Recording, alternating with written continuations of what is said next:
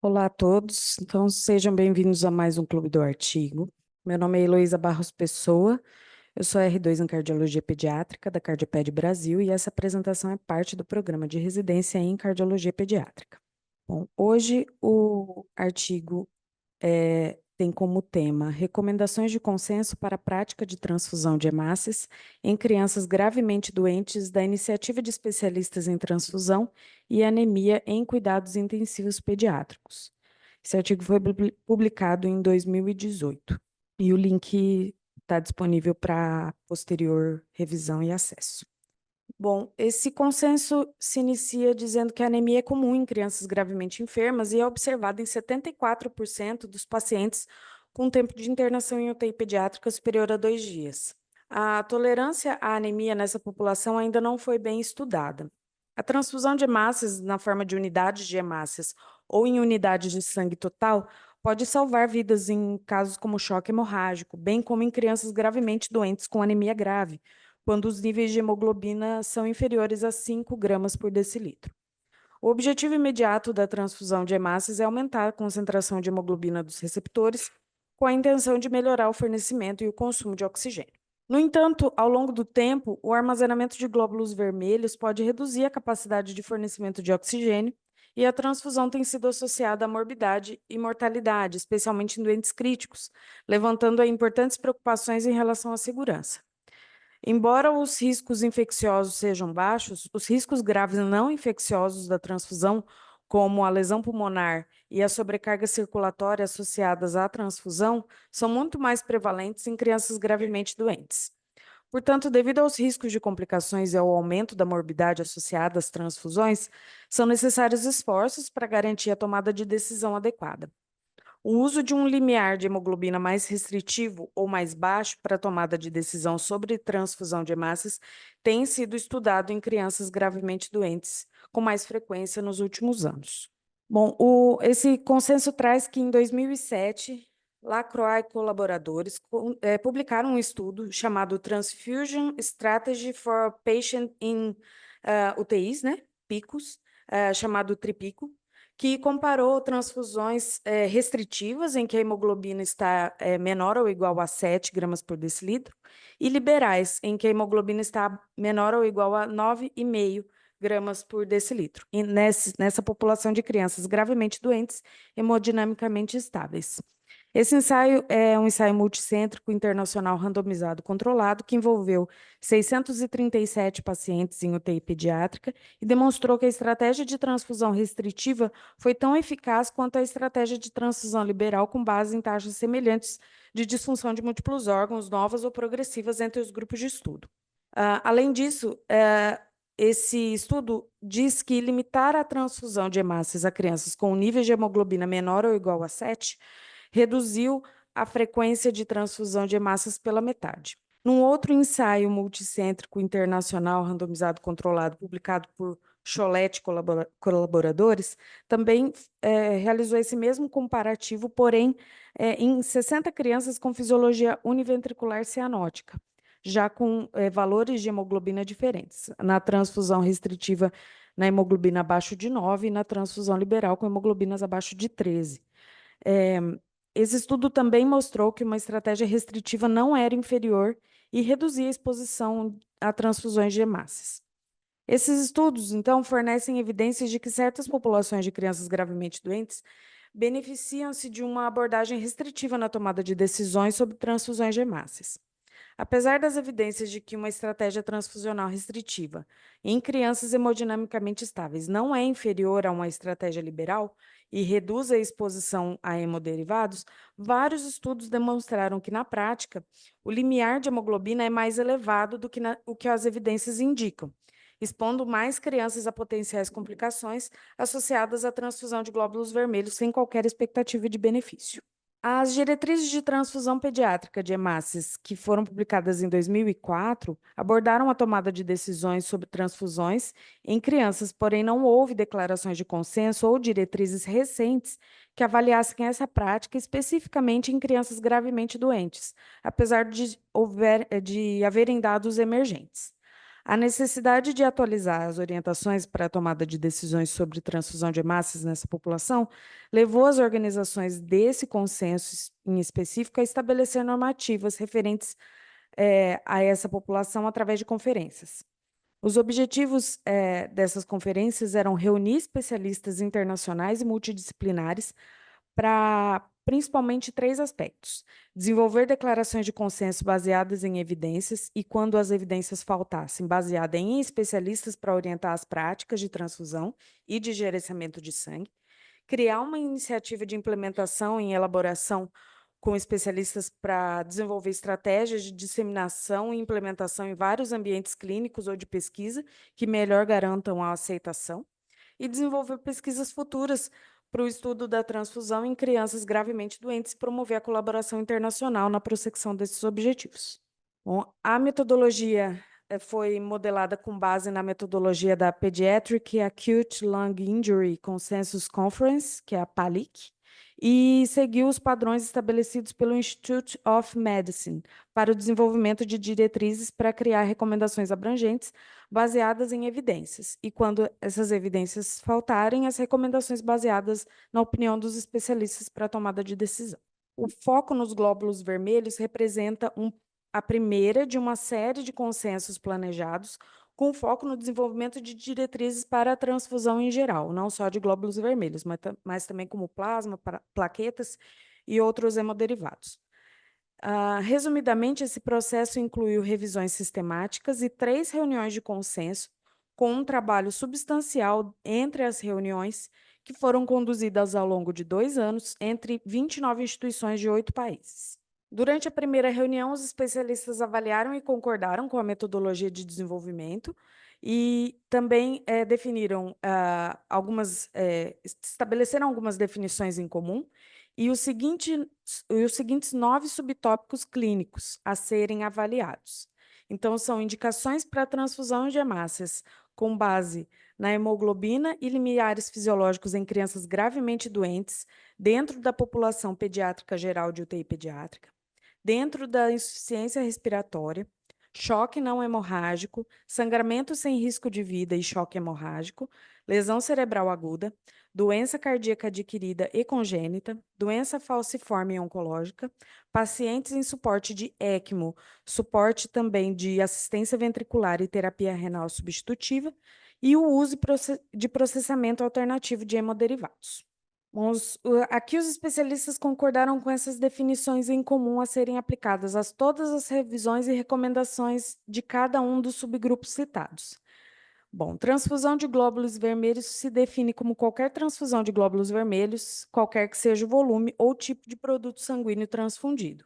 Crianças gravemente enfermas ou em risco de doença crítica se diz de pacientes pediátricos internados em uma UTI que admite bebês a termo até crianças abaixo de 18 anos. O paciente hemodinamicamente estável se define como pressão arterial média não inferior a 2 desvio padrão abaixo da média normal para a idade e o suporte cardiovascular de vasopressores, inotrópicos e fluidos não aumentado nas últimas 2 horas.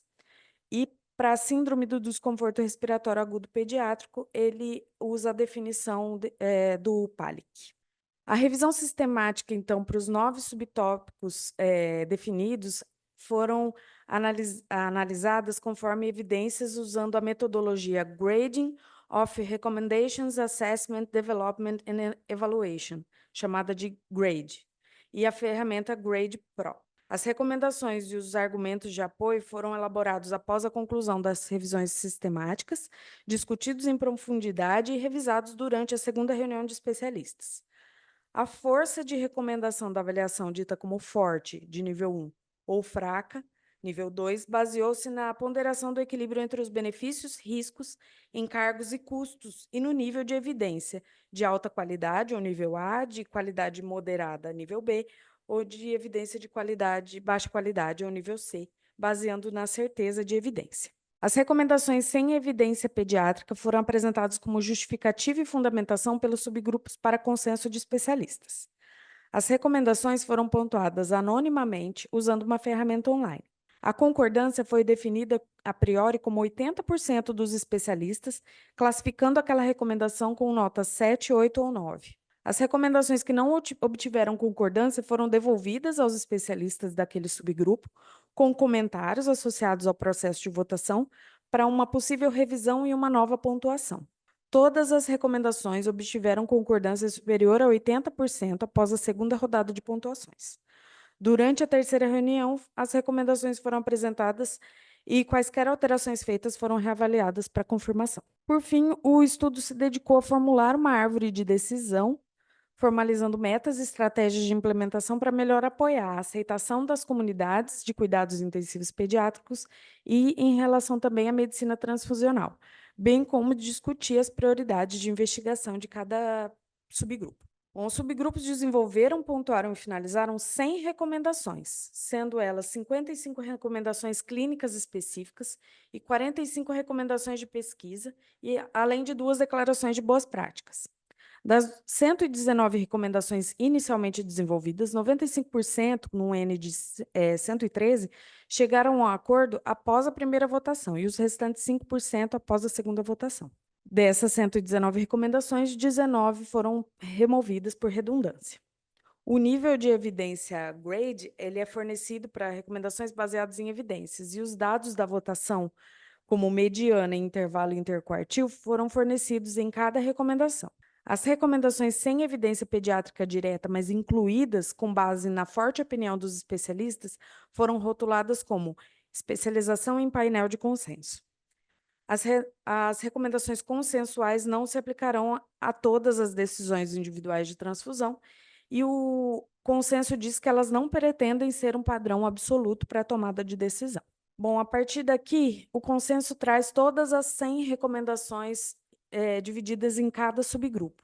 Eu trouxe algumas dessas recomendações pontualmente e focando mais nas crianças gravemente doentes com doença cardíaca. Bom, em relação a outras doenças e outros aspectos, eu trouxe aqui que nas crianças gravemente doentes em geral, é recomendada a transfusão se hemoglobina abaixo de 5, como uma recomendação forte, apesar do nível de evidência ser 1C, que seria uma evidência de baixa qualidade, porém, houve 100% de concordância dos especialistas, com uma mediana de 9 e um intervalo interquartil entre 8 e 9. E quando hemodinamicamente estáveis, e hemoglobina maior ou igual a 7, é recomendado não transfundir, também com uma recomendação forte, aqui já com nível de evidência 1B e 97% de concordância, com a mesma mediana e intervalo interquartil. Nas crianças com insuficiência respiratória, a mesma recomendação de transfusão abaixo de 5, com hemoglobina abaixo de 5, e quando há hipoxemia grave, não se pode recomendar uma estratégia ideal de transfusão. Aqui foi com base na experiência do painel de consenso, sem uma recomendação e um nível de evidência mostrados por ser uma experiência do painel. Em relação às crianças gravemente doentes com lesão cerebral aguda, a transfusão é considerada se hemoglobina entre 7 e 10, também com base na experiência do painel de consenso, com 90% de concordância, mediana de 8, intervalo interquartil entre 7 e 8. E também, como no nosso serviço a gente tem o NIRS, né, que é o monitoramento da oxigenação cerebral, eu trouxe essa informação de que não se pode considerar um monitoramento de oxigenação cerebral para determinar quando transfundir, também como experiência do painel de consenso, com 91% de concordância, e mediana de 8, com intervalo interquartil de 8 a 8. Em relação ao choque não hemorrágico, é recomendado considerar todas as estratégias para aumentar o fornecimento e diminuir a demanda de oxigênio, não apenas na transfusão, também como uma experiência do painel de consenso, com 97% de concordância, mediana de 9, intervalo interquartil entre 8 e 9. E quando hemodinamicamente estáveis, mesmo com sepse ou choque séptico, o recomendado é não transfundir se hemoglobina maior ou igual a 7, com uma recomendação fraca, nível de evidência 2C, e 96% de concordância, com mediana de 8, intervalo interquartil entre 8 e 9. Já nas crianças gravemente doentes com sangramento sem risco de vida, o recomendado é transfundir quando a hemoglobina abaixo de 5, também com recomendação fraca com nível de evidência 2C e 100% de concordância, e recomendado considerar a transfusão entre 5 e 7 de hemoglobina, com experiência do painel de consenso e 100% de concordância. Para crianças já com choque hemorrágico, é sugerido a transfusão empírica, sem a necessidade de coleta da hemoglobina, né? Em proporções de 2 para 1 para 1 ou 1 para 1 para 1 de hemácias, plasma e plaquetas, até que o sangramento não seja mais considerado fatal, como experiência do painel de consenso e 94% de concordância. Já em relação à seleção e processamento de componentes de hemácia em crianças gravemente doentes, é recomendado hemocomponentes lavados e evitar o plasma e o crio precipitado quando há história de reações alérgicas graves ou anafilaxia a transfusões, embora os fatores do paciente permaneçam extremamente importantes dentro da patogênese dessa reação. Essa é uma experiência também do painel de consenso com 100% de concordância. Bom, em relação a históricos de alergia grave à reação transfusional prévios, é recomendado considerar, então, a avaliação de estigmas alérgicos, como deficiência de IgA e anticorpos anti-aptoglobina, antes de qualquer transfusão, também como uma experiência do painel de consenso.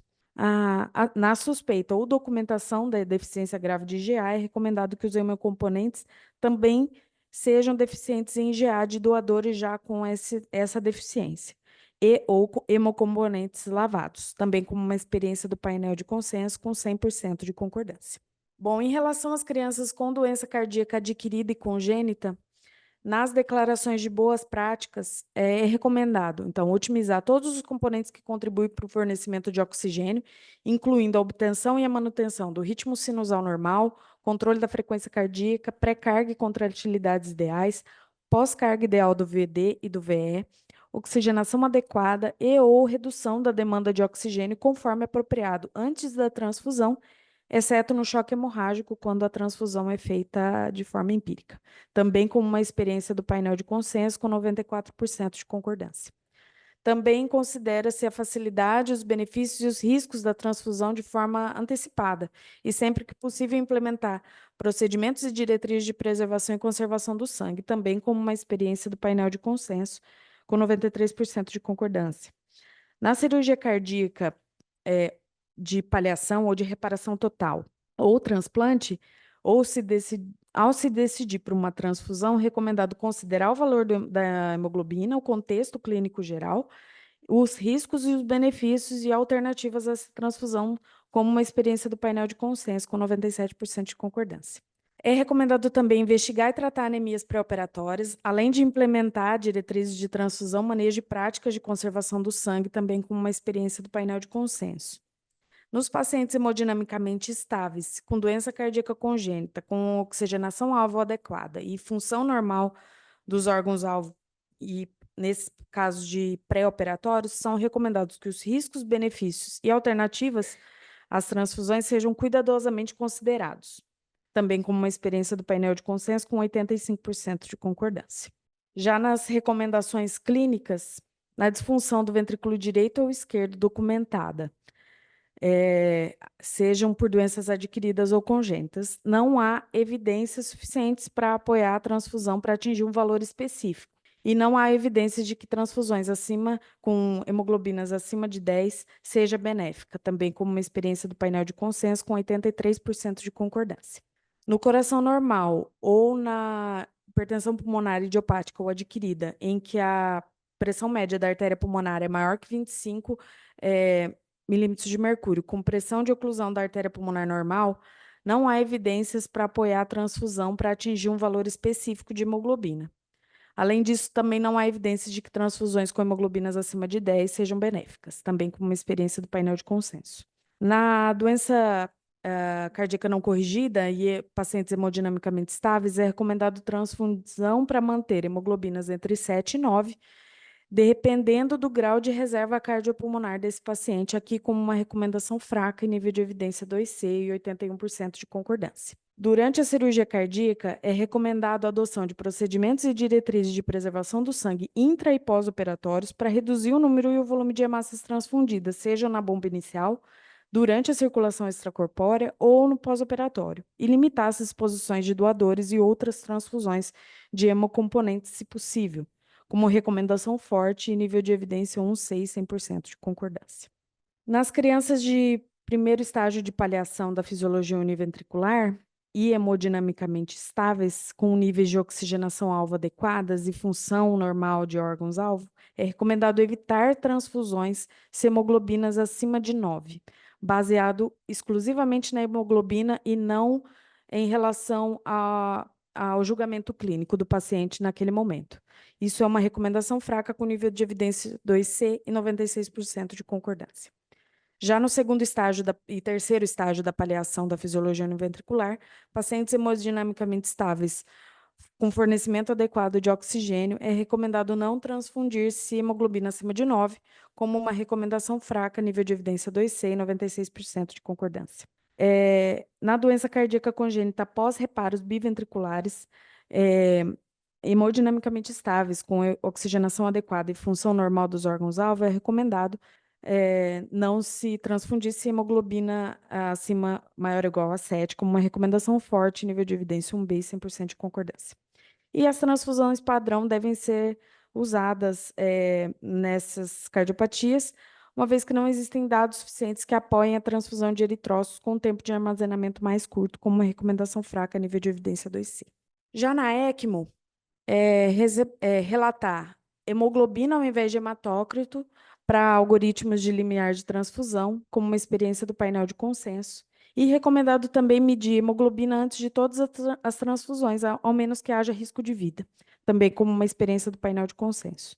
É recomendado também adotar procedimentos e diretrizes de preservação do sangue e medidas para minimizar o número de exposições a doadores, também como experiência de painel de consenso.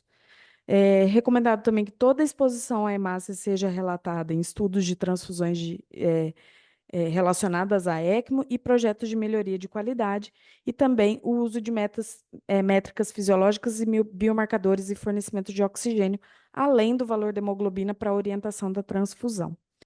E não há evidências para recomendar uma estratégia específica para a tomada de decisão sobre transfusão, usando esses biomarcadores e métricas, também como uma experiência do painel de consenso. Já nos pacientes que recebem suporte de ventrículo artificial, né, a recomendação, então, de uso dessas métricas fisiológicas e biomarcadores, além do valor da hemoglobina para orientar a transfusão, e deve ser baseada nas evidências de suporte cardiorrespiratório inadequado ou na diminuição do fornecimento de oxigênio sistêmico ou regional, também como experiência do painel de consenso. Já nas terapias de substituição renal, é recomendado o menor tamanho do circuito que forneça a terapia de substituição adequada e, ao mesmo tempo, minimize um fator para transfusão específico, ou seja, para perdas de volume sanguíneo que surge como uma disfunção ou substituições do circuito, como experiência de painel de consenso. E nos hemodinamicamente estáveis, com status de volume intravascular otimizado, sem evidência de fornecimento inadequado de O2, ou de sangramento, é recomendado não administrar de transfusão se hemoglobina acima de 7. Bom, a amplitude das recomendações apresentadas aqui nesse consenso visa fornecer um guia abrangente para a transfusão de hemácias em uma ampla gama de pacientes pediátricos atendidos em UTIs pediátricas em todo o mundo. O objetivo aqui era focar nas diversas subpopulações de crianças que correm o maior risco de se tornarem anêmicas e de receberem um maior número de transfusões. Os resultados desse esforço conduziram a uma combinação de declarações de boas práticas de orientação geral, recomendações clínicas específicas apoiadas por evidências pediátricas e um conhecimento aprofundado de muitas áreas que ainda precisam de evidências antes de qualquer recomendação. As declarações de boas práticas são princípios gerais que devem ser aplicados em todos os cenários clínicos quando uma transfusão está sendo considerada, e a concentração de hemoglobina ela só pode ser considerado um marcador substituto da capacidade de fornecimento de oxigênio nas crianças gravemente doentes. Então, deve-se alertar para o seu uso isolado, não determinar transfusões de hemácias em outras populações. O uso de valores de hemoglobina para informar uma tomada de decisão sobre transfusão contínua continua sendo o fator mais comum para os intensivistas e tem sido o foco da maioria das pesquisas sobre o tema. Valores abaixo de 5 devem sempre ser vistos como um limiar para a transfusão, exceto na anemia hemolítica auto ou aloimune, devido ao aumento da mortalidade observado nessas crianças com hemoglobinas em valores muito baixos. Quando o nível cai entre 5 e 7, não está claro se os benefícios superam os riscos, necessitando aí de mais estudos, principalmente em algumas subpopulações. Se a concentração for igual ou superior a 7 e o paciente estável, há poucas situações em que a transfusão é recomendada. Na verdade, as recomendações afirmam não transfundir se a hemoglobina estiver tão elevada. São poucas as situações em que a hemoglobina mais elevada pode ser preferida, como na fisiologia de ventrículo único. E essas recomendações podem ser consideradas uma adoção de uma abordagem ampla e restritiva de transfusão. A necessidade de uma consideração cuidadosa dos riscos e benefícios da transfusão de glóbulos vermelhos tornou-se cada vez mais necessária à medida que surgiram efeitos adversos das transfusões. As limitações dos glóbulos vermelhos dos doadores para melhorar os déficits de fornecimento de oxigênio aos doentes críticos também se tornaram mais evidentes.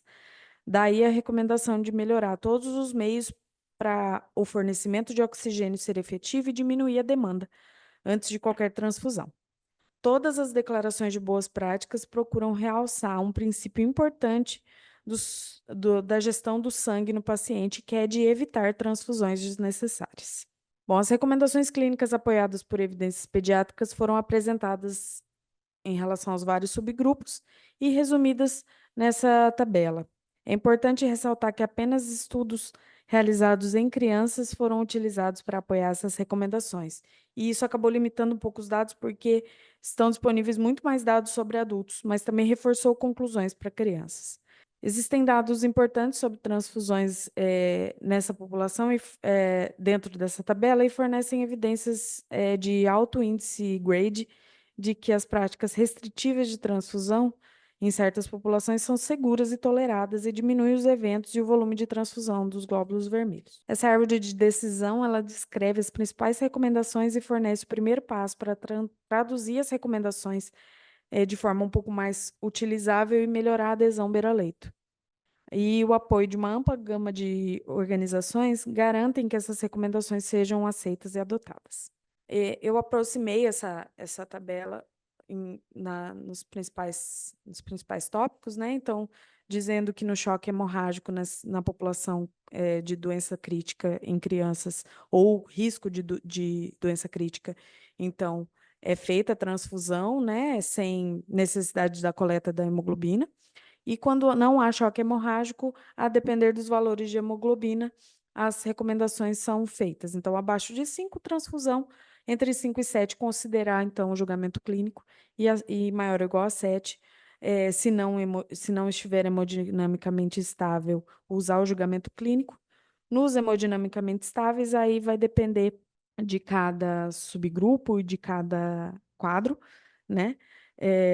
Para se considerar ou não se considerar a transfusão, ou se usar o julgamento clínico, e dentro das doenças cardíacas, então, também separados em doenças não corrigidas, em reparações biventriculares, estágio 1 de paliação de ventrículo único, estágio 2 e 3, doenças miocárdicas, né?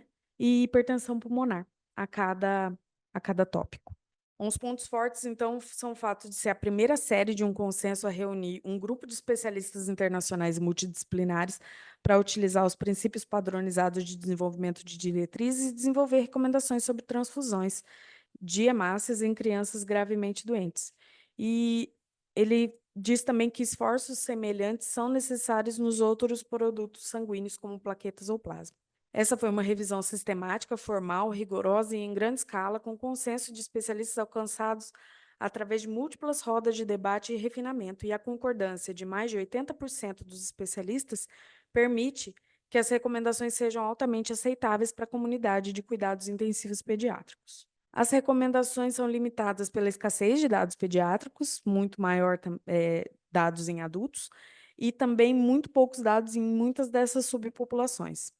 Outros aspectos da transfusão de hemácias, como, por exemplo, o tempo de armazenamento de sangue, o volume de hemácias a serem transfundidos, valor do sangue total ou transfusão na reanimação ativa, por exemplo, não puderam ser abordados. E, por fim, esse consenso diz que as recomendações têm um potencial de impactar as práticas globais de transfusão de hemácias para crianças gravemente doentes. Essa é a referência do consenso. Muito obrigada. Bem, bom dia a todos. Meu nome é Moacir Fernandes de Godoy, sou médico, cardiologista, pesquisador da FAMERP e um dos coordenadores científicos da Cardioped Brasil dentro do Centro do Coração da Criança. Hoje, dia 20 de agosto de 2024, estarei fazendo alguns comentários sobre a metodologia empregada no trabalho apresentado pela doutora Luísa, que foi recomendações de consenso para transfusão de glóbulos vermelhos em crianças criticamente doentes, fazendo parte da iniciativa de cuidados críticos pediátricos com transfusão e anemia.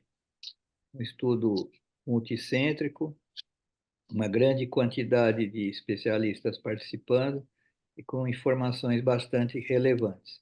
Como o assunto se relaciona com transfusões, fiz uma pequena revisão histórica sobre esse tema, para mostrar o início histórico das transfusões. Há aqui um relato aparentemente fictício, segundo as últimas investigações, que a primeira transfusão sanguínea foi feita no século XV, né, no Papa Inocêncio VIII. Era um papa que estava em coma. Na verdade, não foi uma transfusão real, porque o sangue foi infundido por via oral, né? Uma vez que o conceito de circulação e os métodos de acesso intravenoso ainda não existiam. Só William Harvey, muito mais tarde, é que definiu o sangue circulado. De todo modo, a história conta que esse Papa recebeu sangue por via oral de alguns jovens meninos de 10 anos de idade, com a promessa de que eles receberiam terras como um pagamento, digamos assim, por essa doação. Infelizmente, todos morreram, tanto o Papa como as crianças morreram. É um conceito histórico que tem sido contestado como verídico, mas há relatos bem documentados que a primeira transfusão sanguínea real foi realizada em 1667. Então, a primeira transfusão sanguínea em humanos foi no dia 15 de junho de 1667. Um médico francês chamado João Baptiste Denis, ele transfundiu sangue de ovelha, né, em um rapaz de 15 anos de idade. E aparentemente o procedimento foi bem sucedido e o jovem se recuperou da sua doença. Veja que foi com sangue de ovelha. Em 26 de setembro de 1818, então veja um grande salto, 1667, primeiro caso de transfusão em humanos, com sangue de animal, e só a volta em 1818. Por quê? Porque as próximas transfusões que foram feitas, obviamente, levaram a óbito dos pacientes, e o procedimento ficou proibido por cerca de 150 anos. Então, só em 1818, em Londres, Blundell tentou a primeira transfusão de sangue de humano para humano. O receptor era um homem chamado Brazier, tinha entre 30 e 40 anos, tinha um tumor no estômago e havia perdido uma quantidade muito grande de sangue. Vejam que interessante, os doadores para esse senhor foram selecionados entre três médicos, cinco cirurgiões, três médicos clínicos, cinco cirurgiões e alguns outros senhores que estavam presentes no ambiente. Então, várias pessoas, né? O Blundell tirou 1,5 onça de sangue, equivale mais ou menos a 50 ml, foi retirada por uma seringa e imediatamente injetada na veia do paciente. O procedimento foi repetido por 10 vezes durante o prazo de 30 a 40 minutos. Ou seja, em 30 a 40 minutos ele recebeu cerca de 500 ml dos doadores. No início, o paciente mostrou sinal de melhora, mas depois declinou e morreu no terceiro dia após a transfusão. Mas o Blondel continuou e fazendo transfusões humano a humano, principalmente em mulheres pós-parto que tinham grande quantidade de sangramento. Geralmente era o próprio marido que era o doador, como mostra a figura esquemática aqui ao lado. Conseguiu alguns sucessos, mas obviamente não havia ainda tipagem sanguínea e muitos óbitos ocorreram.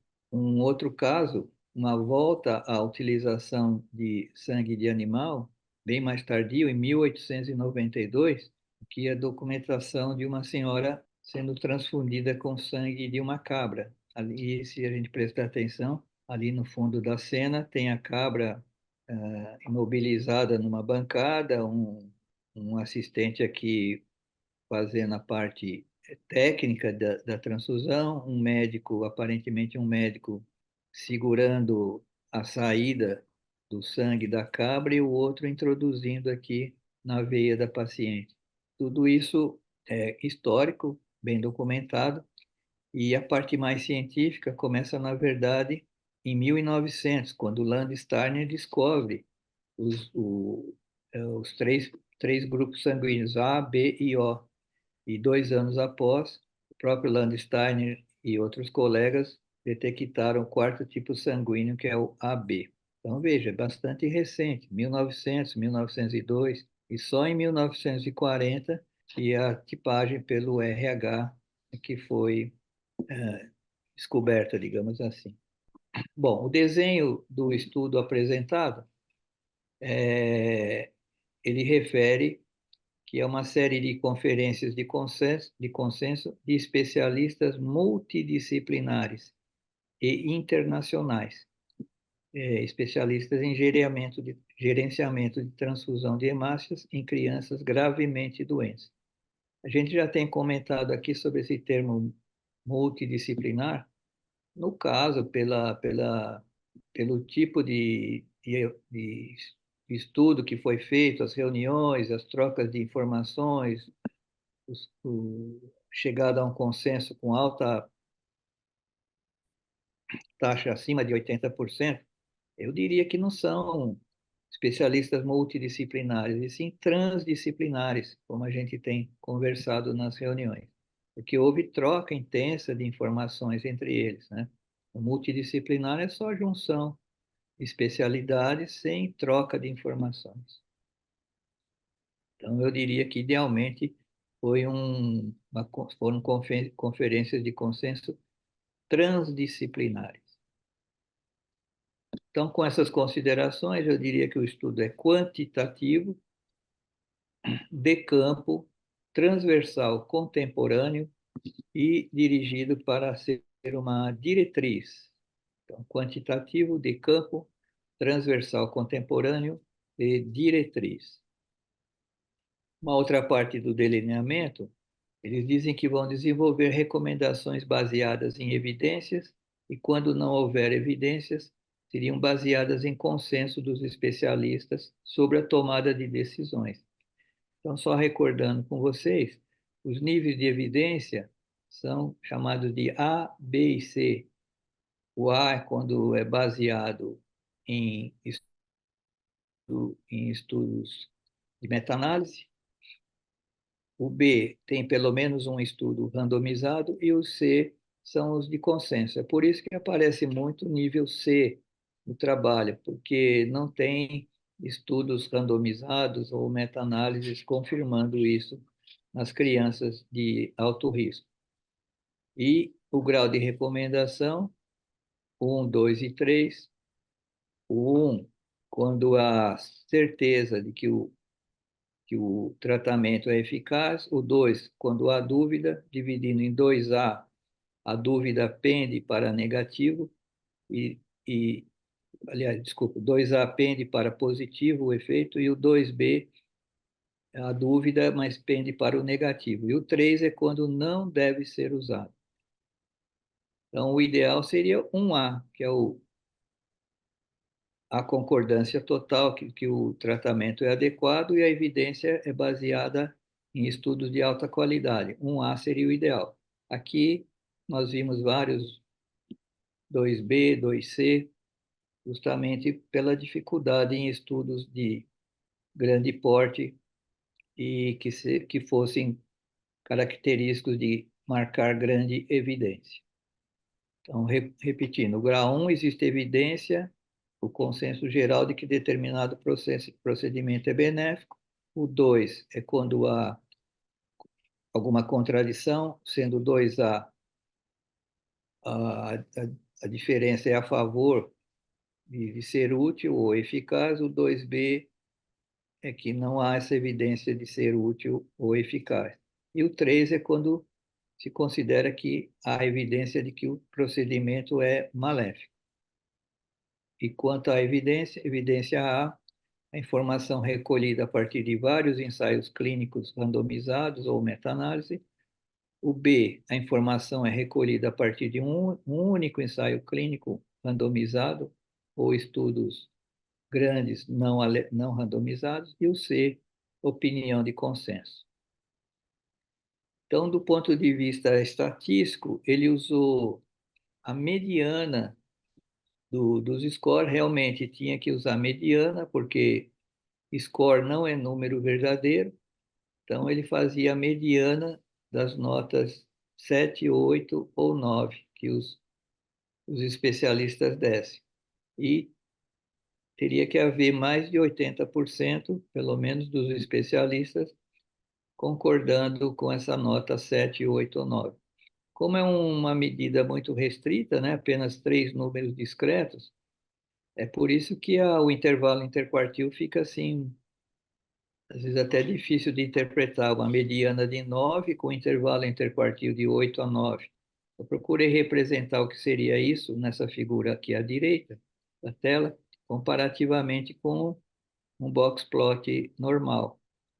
Então, nesse exemplo aqui, o primeiro quartil teria que ir de 7 aqui no começo até 8, o segundo quartil de 8 a 9 para atingir a mediana de 9. Ele diz que a mediana foi 9 e as notas iam de 7 a 9.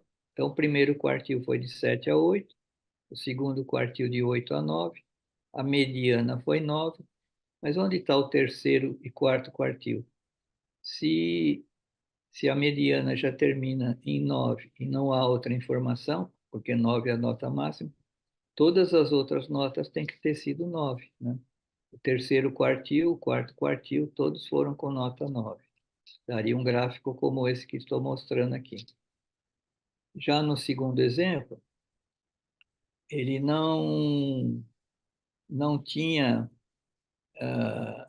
avaliações de evidência, né? O segundo caso não tinha avaliações de evidência, então por isso que foi feito só o consenso, né? Então era baixa qualidade do consenso, que é o nível 2, onde há certa dúvida, e ainda mais C, dependendo dos especialistas. Então, nesse caso, a mediana deu 8, o intervalo interquartil de 8 a 9. Nós temos que considerar que o primeiro quartil estava de 7 a 8, o segundo quartil exatamente 8, para chegar na mediana de 8. E o terceiro quartil restou de 8 a 9, e o quarto quartil 9. Então fica aparentemente confuso de avaliar, porque o intervalo é muito curto, né? Só apenas 2 pontos, 7, 8 e 9. Para calcular 4 quartis dentro desse intervalo é muito difícil. Eu deixaria apenas com a mediana, ou nem isso, porque uma vez que era obrigatório dar nota de 7 a 9, não tem como sair disso. Todos os, como vocês veem no artigo, todas as notas foram de 7 a 9. 7 a 9, 8 a 9, entendeu? Então, não teria nem necessidade de colocar esse dado, uma vez que era obrigatório que fosse dada uma nota e uma nota restrita nesse pequeno intervalo. Acho que apenas a evidência seria suficiente. Então, em resumo, um trabalho que eu considerei pontos positivos por chamar atenção por um assunto muito relevante, né, que é a transfusão sanguínea, uma vez que o sangue é que vai manter a vida do ser humano pelo transporte de oxigênio para as mitocôndrias, produção de energia, ATP. Sem oxigênio não há produção do ATP. E, então, dentro da nossa área, é extremamente relevante o uso ou não da transfusão sanguínea. Como limitações, a dificuldade que foi apresentada de poucos estudos com crianças, né, e a maioria dependendo apenas de opinião de especialistas. Obrigado a todos, fico à disposição.